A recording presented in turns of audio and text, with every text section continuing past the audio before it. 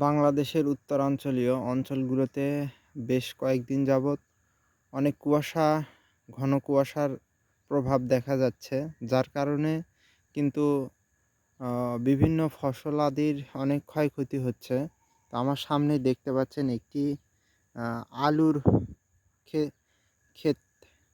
আলুর ক্ষেতে দেখতে পাচ্ছেন আলুর গাছগুলো কিন্তু একদম নষ্ট হয়ে গেছে।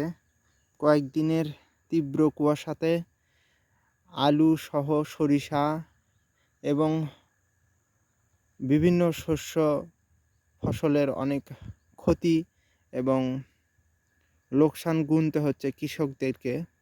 আপনাদের সবাইকে সতর্ক থাকার অনুরোধ রইল।